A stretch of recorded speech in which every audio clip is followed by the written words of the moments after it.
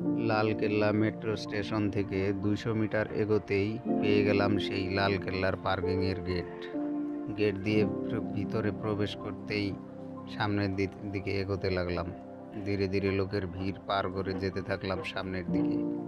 কিছু দূর যাওয়ার পরেই সেই পেয়ে গেলাম লালকেল্লার উঁচি উঁচি সেই পুরনো পাথরের সেই দেওয়াল।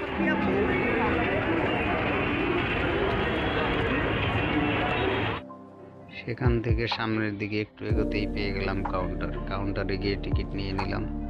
নিয়ে সামনের দিকে এগোতে লাগলাম সেই লালকেল্লার ভিতরের প্রবেশ গেটের দিকে।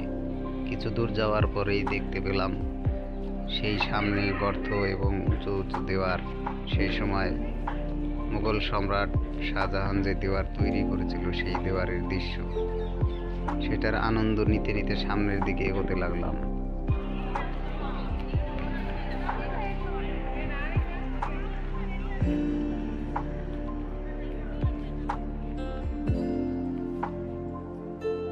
এই গেট দিয়ে প্রবেশ করতেই পেয়ে গেলাম যেখানে সৈন্যরা যুদ্ধের জন্য প্রস্তুতি নিত সেই জায়গা। সেখান থেকে একটু এগোতেই পেয়ে গেলাম মিনা বাজারের সন্ধান। ইতিহাসে জানা যায় এই বাজারেই তখন কেনাকাটা করা হতো। সমস্ত রকমের দাসী বান্দি কর্মচারী, প্রজারা, যোদ্ধারা সবাই এই বাজারেই কেনাকাটা করত।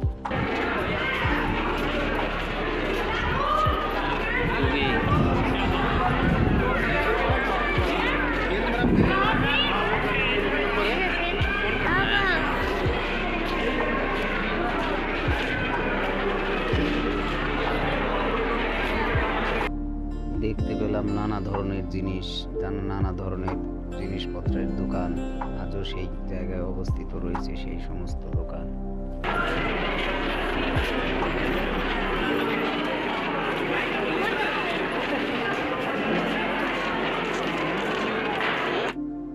সেখান থেকে এগোতে লাগলাম সামনের দিকে। ধীরে ধীরে প্রবেশ করতে লাগলাম ভিতরের দিকে। পার্কিংয়ের ভিতর দিয়ে সেই রাস্তা যেখানে লোকজনের আনাগোনা ভিড়, সেই ভিড় পাড়ি দিয়ে সামনের দিকে এগোতে লাগলাম। আস্তে আস্তে সামনে যেতে লাগলাম।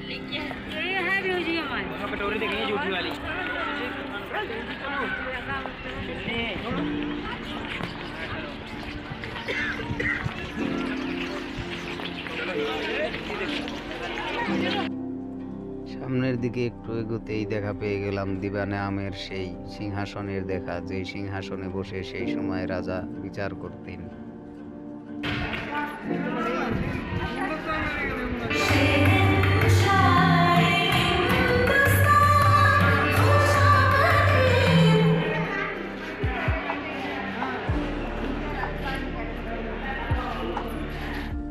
সেখান থেকে বেরিয়েই একটু সামনের দিকে গিয়ে চারিদিকে একবার ক্যামেরাটাকে ঘুরিয়ে নিয়ে দৃশ্যটাকে ক্যাপচার করার চেষ্টা করলাম এবং দেখতে লাগলাম সেই সমস্ত ঘর।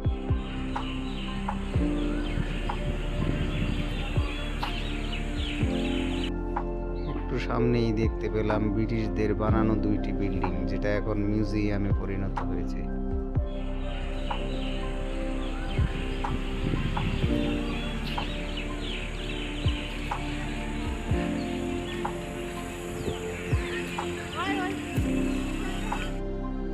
ধীরে ধীরে দুই পাশে গাছের ভিতর দিয়ে পার্কিংয়ের রাস্তা, সেই রাস্তা দিয়ে আসতে থাকলাম সামনের দিকে।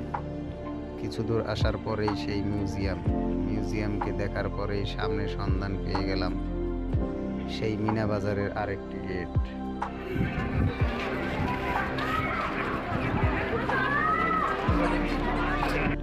সেই গেটের পাশেই দেখতে পেলাম আরেকটি মিউজিয়াম, যেই মিউজিয়ামের সামনে দাঁড়িয়ে ছিল অনেক লোকজনের ভিড়।